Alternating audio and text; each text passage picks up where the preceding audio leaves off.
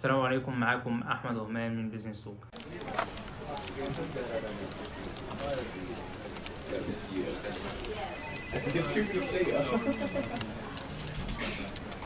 الفيديو بتاع النهارده هرد على الكومنتس اللي جات لي على الفيديو بتاع الثانويه العامه، وخلينا ناخد اول كومنت.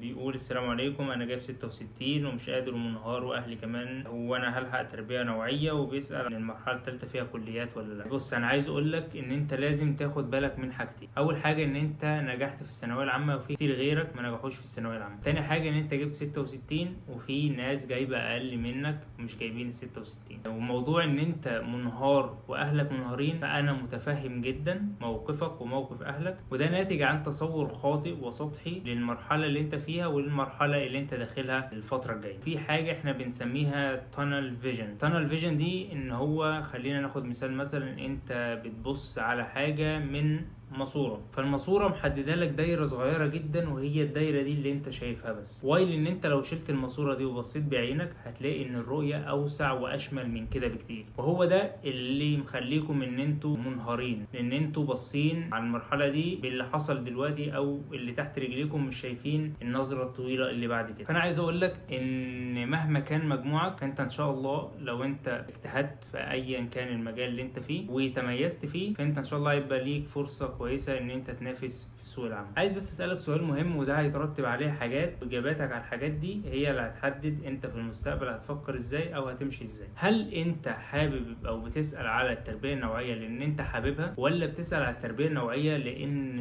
اهلك وقرايبك هم اللي نصحوك بيها وقالوا لك ان مجموعك ده هو المجموع اللي ممكن يدخلك تربيه نوعيه وهو كليه هتدخلها وتتخرج منها وتشتغل؟ لو انت حابب التربيه النوعيه فانت اكيد فاهم الاقسام اللي فيها، فربنا معاك ويوفقك واجتهد فيها على قد ما تقدر لو ربنا اراد ان انت تدخل. لو دي نصيحه من اهلك، فانا عايزك تحط حلقه في ودنك، وعايزك تحط مفهوم كده واساس تمشي عليه الفتره اللي جايه. لما حد بيجي ينصحك، خصوصا اهلك وقرايبك، فهم بينصحوك علشان هم خايفين عليك، بس مش معنى كده ان النصيحه دي ممكن تكون مناسبه ليك. خلينا ناخد مثال كده. هل انا لو انا بلبس اكس لارج وعندي تيشرت والتيشرت ده مظبوط عليا، رحت انا جاي قايل لك خد التيشرت ده البسه عليك، هو هيبقى مظبوت عليك علشان هو مظبوط عليا، وايل ان انت مقاسك ميديوم، هل ده هيبقى مظبوط عليك ولا هيبقى مبهوأ؟ اكيد هيبقى مبهوأ. فاللي انت لازم تعمله ان انت تكستمايز، او ان انت تفصل القميص ده على مقاسك عشان يكون مناسب معاك ولايق عليك. وهو ده مع اي نصيحه تاخدها من اي حد، لازم تسمع النصيحه ما تطبقهاش حرفيا، لان اللي اداك النصيحه دي فهو اداك من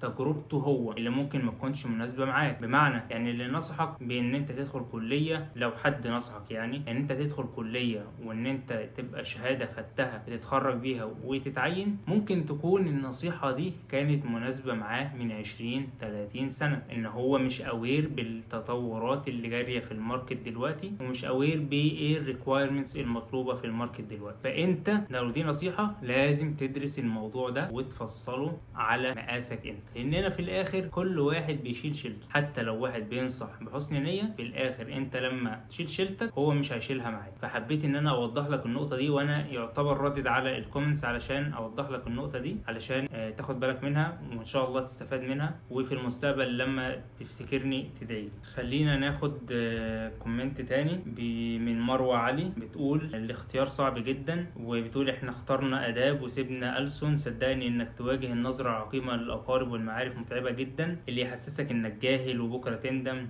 واللي شمتان، والاحلى اللي يقول لا دول كدابين وما كانش المجموع عالي. بجد مجتمع فضولي، كل شخص عارف هو ايه اللي يناسب شخصيته للعمل، ومن حقه يختار اللي شغله مضمون كمان 10 سنين، والاهم مين اللي ادفع عليه اقل واخد منه اكتر. الكومنت ده هو من افضل الكومنتس اللي جات لي على الفيديو ده، وده بيلخص حاجات كتيره انا ممكن اكون عايز اقولها، ويبقى رد على الكومنت اللي انا رديت عليه والكومنتس اللي جايه برضه. خلينا ناخده حته حته، نبدا من الاخر كده. ان هو بتقول ان كل شخص عارف هو ايه المناسب لشخصيته اللي عمل، ومن حقه يختار الشغل مضمون كمان 10 سنين. فهنا مروه ما عندهاش التانل فيجن اللي احنا اتكلمنا عليه، لان هي مش باصه من منظور صغير، مش باصه تحت رجليها، هي باصه على المدى البعيد، وبتبص على 10 سنين كمان انا هيبقى البوزيشن بتاعي ايه في الماركت. مش شرط دلوقتي، ممكن انا دلوقتي اكون تمام مع الماركت، بس انا ما فيش ديفلوبمنت بعمله عليا ككارير، فبالتالي لما اوصل 10 سنين هلاقي اللي سبقني وابقى انا لسه في المؤخر. وقالت برضو حاجه مهمه جدا احنا كنا اتكلمنا عليها في الفيديو، اللي هي الاهم مين اللي ادفع عليه اقل واخد منه اكتر. ده كنا قلناها في اللي هي ريتيرن اون انفستمنت او العائد على الاستثمار، لما قلنا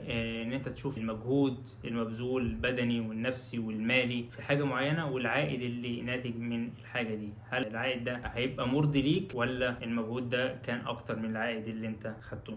حته الاهل وان هم ليهم نظره معينه، يمكن انا دي رديت عليها في اول كومنت لما قلت ان هم ساعات بيكونوا بيتكلموا بحسن نيه وبيتكلموا عن اللي هم مدركينه. يعني برضو لازم يعني دي نصيحه لمروه ونصيحه لاي حد، ان اي حد بيدي نصيحه او اي حد بيتكلم فهو بيتكلم عن خلفيته وعن فكره وعن اطلاعه. فانا اطلاعي غير اطلاعي غير اطلاع حد تاني، فانا السورسز اللي انا باخد منها مختلفه عنك، مختلفه عن حد التاني، فكل واحد بيكون عنده فكر مختلف، فبالتالي بيكون عنده اراء مختلفه. فمش معنى ان هو حد بيتكلم ان هو يكون قصده وحش، هو بيتكلم من فكره، ممكن يكون هو فكره وصل عند حته معينه مش قادر يتخطاه، او مش قادر يتقبل حاجه بعيده عن اللي هو عارفه. يعني في برضو حاجه مهمه جدا بتقول لك الانسان عدو ما يجهل. طول ما الحاجه انا بجهلها فانا عدوها، حتى لو هي الحاجه صح بس انا ما اعرفش مقالات الحاجه دي ايه. وده ما يمنعش برضو ان في ناس عندها عقد نفسيه وناس ما بتحبش الخير لغيرها، ففي ده وفي ده. كومنت تاني من كينج اوف يو اس اي بيقول ازاي 750,000 طالب وفي اساتذه عدد المشاهدات عندهم بيتخطى المليون. ده بكل بساطه لان عدد المشاهدات دي مش بتريفير لعدد الاشخاص، هي بتريفير لعدد الفيوز اللي على الفيديو. فممكن انا ادخل اشوف الفيديو 100 مره فيتحسب ان هو 100 فيوز، تمام. ده مش معناه ان في 100 شخص، لا، هو شخص واحد اللي هو انا اللي اتفرجت 100 مره. هدى محمد بتقول حاسه دلوقتي ان عايزه اريح ومش قادره ابدا اتعلم لغه او برمجه او حاجه زي كده، خاصه اني لسه طالعه من ثانويه عامه، صح ولا لا؟ هو صح جدا اللي انت بذلتيه في الثانويه العامه من جهد بدني ونفسي وجسدي جبار، فلازم الجسم يرتاح ولازم العقل يرتاح علشان هو اكنه بيعمل ريكفري لنفسه علشان يقدر ان هو يشتغل بعد كده. وده زي اي حاجه في الدنيا لما بنبذل فيها مجهود. لو احنا مثلا بنروح الجيم فلازم اتليست ان انت يبقى فيه يومين او يوم راحه في الاسبوع، انت تاخد ريست عشان تعمل العضله ريكفري علشان تقدر ان هي تبقى قادره ان هي تكمل المجهود اللي هو مبذول ده. بس في نقطه مهمه جدا، ان انت لما تريحي ما تريحيش خالص، يعني تبقى تريحي الفتره كده ان هي استراحه محارب، وبعد كده لما تاخدي نفسك تلاقي نفسك ان انت مستعده ان انت كملي. محمود مصطفى، بس هي تقريبا بنتي هي اللي كاتبه الكومنت ده، 84.2 الحق تمريض، انا منهاره نفسيا مش عاجبني حاجه غير تمريض. هو تقريبا كده يعني المرحله الثانيه النتيجه بتاعتها ظهرت، وممكن انت ما تلحقيش تمريض. بس برضو عايز احط معاكي قاعده مهمه جدا، ان احنا كبشر مستحيل ان احنا نعوز 100% ونلاقي 100% جات لنا، وده من الابتلاء اللي احنا موجودين فيه اصلا في الدنيا. مفيش حاجه هتمشي زي ما احنا عايزين بالظبط، بس لازم نقول ان احنا حتى لو كنا ماشيين في طريق احنا كنا راسمينه لنفسنا ولقينا ان احنا وصلنا لحته سد، ما نقفش ونقول خلاص احنا مش هنعرف نتحرك، لان احنا لو وقفنا في مكاننا فخلاص احنا هنفضل في مكاننا. وممكن ناس يكونوا كانوا ماشيين معانا في نفس الطريق وبرضه ما وصلوش للي احنا كنا عايزين نوصله، بس لقوا طرق بديله ان هم يوصلوا بيها للنجاح بس بمجالات مختلفه. فاحنا كده اللي هنكونوا متاخرين، وعقبال ما نفوق هيكون الوقت اتاخر ونكون ناس تانية سبقتنا. فلازم ما نقفش عند حاجه معينه، ولازم مهما كان المجال اللي انت دخلت فيه اكيد هتبقي مميزة فيه لو انت اجتهدتي ولو انت طورتي من نفسك. مش عايزين نقول كلام انشا، بس لازم تعرفي ان المنافسة في سوق العمل شرسة جدا، فلازم نبقى واخدين بالنا من النقطة دي، ولازم نبقى واخدين بالنا ان احنا لا يمكن في الحياة ان احنا كل حاجة احنا عايزينها هنلاقيها قدامنا. فربنا معاك ويوفقك. في تعليق تاني من جانا مصطفى، انا خدت مجموع 59%، هل في كليات خاصة او دولية بتقبل المجموع ده؟ السؤال ده انت اللي هتردي عليه مش انا. ليه؟ لان انا انا ممكن ادخل اعمل سيرش واقول لك على الكليات، بس انا هتبقى المعلومه ليكي ناقصه. ليه؟ لان انا لما اسال انا ما اعرفش انت عايزه ايه، انت شخصيتك عامله ازاي، انت بتدوري على ايه. فالافضل ان انت تدوري بنفسك. طب هتدوري ازاي؟ هتشوفي كل الكليات اللي انت عايزه تسالي فيها، تجيبي الميلاد بتاعتها، تبعتي لهم ايميل، او تشوفي ان هم عندهم بيج على اي سوشيال ميديا بلاتفورم هتتواصلي معاهم عليها، او لو عندهم كول سنتر هتكلميهم وتساليهم باللي انت عايزه تساليه وتستفسري على اللي انت عايزه تستفسري عليه. الافضل ان انت تعملي الموضوع ده بنفسك، محدش تاني ان هو يعمله، عشان انت اللي عارفه انت عايزه ايه بالظبط، محدش تاني هيعرف. ومبروك النجاح. في عبده بيقول انا متفق مع كلامك، لكن مش هتعرف تغير نظره المجتمع لكليات القمه حتى لو شخص ناجح جدا في مجاله اللي هو دخل فيه. الله المستعان، والحمد لله على كل حال، جزيت خيرا على هذا الفيديو. شكرا يا عبده. وانا عارف ان الموضوع صعب جدا نغير نظره المجتمع، لان في حاجه اسمها ما تكرر. فهم بيسمعوا كتير عن كليات القمه، بيسمعوا كتير ان انت لازم تدخل ثانويه عامه، لازم تجيب مجموع عالي عشان تدخل كليه من كليات القمه، ولكن ما بيسمعوش كتير عن الناس اللي بتنجح في مجالاتها التانية، او ما بيبقاش حد موجود ان هو واجهه لحد نجح من كليه مش من الكليات اللي هي بيسموها قمه. فده دورنا احنا بقى، ان احنا نوعي الناس وان احنا نقول لهم لا، خدوا بالكم ان في الوضع 1 2 3، وان احنا دلوقتي غير قبل كده. فده دورنا كلنا، وده دور التشانل دي، ان احنا نوعي الناس. وخد بالك ان احنا دلوقتي بنكلم ناس في ثانويه عامه، فدولت اللي هيبقى الاب والام في المستقبل. فلما احنا نوعيهم للكونسبت ده، فاحنا كده بنربي اجيال لما يجي ابنهم بقى او بنتهم يدخلوا ثانويه عامه يبقوا عارفين ان مفيش حاجه اسمها كليه قمه، وان كل الكليات قمه لو الشخص اجتهد وبذل مجهود فيها ويطور من نفسه فيها. فخلينا نساعد بعض ان احنا نوصل للهدف ده ان شاء الله. اكونت باسم جوهد بيقول جزاك الله خيرا. شكرا. ايمان بتقول فيديو رائع، شكرا ليكي. محمد العدل،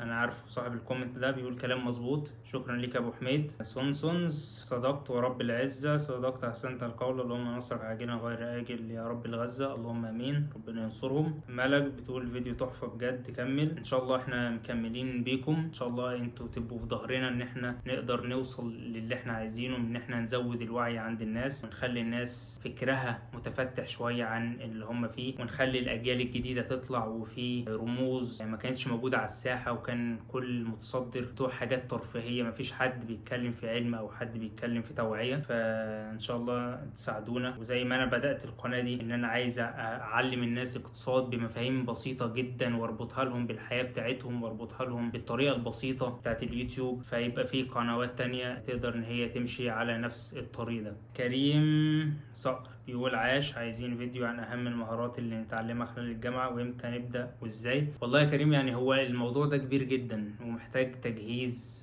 ومحتاج بحث كبير جدا. فان شاء الله يعني احاول ان انا اعمل له فيديو مخصوص ليه. بس خلينا اقول يعني في كذا حاجه ممكن انت تطور نفسك فيها. طبعا حاجات في مجالك، ودي بنسميها التكنيكال سكيلز، ان انت تطور نفسك في مجالك نفسه وتشوف ايه الحاجات المطلوبه منك عشان تبقى كواليفايد في الماركت. وحاجات تانية اللي هي سوفت سكيلز، اللي هي الكوميونيكيشن والنيجوشيشن، والحاجات دي برضو لازم مهمه جدا. وبرضو اللغه، يعني الانجليش مهم جدا دلوقتي في الماركت، حتى لو انت شغلك مش هيبقى انجليش. دي برضو الناس ممكن تكون مستغرباها. انا دلوقتي هشتغل في مكان مش مطلوب ان انا بعرف انجليزي، بس بيقولوا لي ان انا لازم ابقى مثلا ليفل معين في الانجليش. وده بكل بساطه ان الماركت بيعمل فلترنج، تمام؟ فبيعمل فلتر وبيشوف السكيلز العاليه علشان يعينها. وعندك برضو الاي اي، مهم ان انت تفهمه، مهم ان انت تفهم ازاي تتعامل معاه، ازاي تساله على حاجات، ازاي تستفاد منه. وده برضو بيدخلك في حته البروجرامينج. فدي من اهم الحاجات يعني اللي انا شايفها ان هي لازم تركز عليها. انا كده خلصت الكومنتس كلها بتاعتكم. ان شاء الله يكون الفيديو مفيد وكان فيه افكار جديده وحاجات جديده انتوا تستفادوا منها. وما تنسوش ان احنا ندعم بعض، زي ما انا قلت لكم ان احنا نكبر الشانل دي عشان نوصل لاكبر عدد ويكون عندنا جيل واعي بعد كده. وشوفوا الفيديوهات اللي فاتت واستنوا الفيديوهات الجايه. سلام.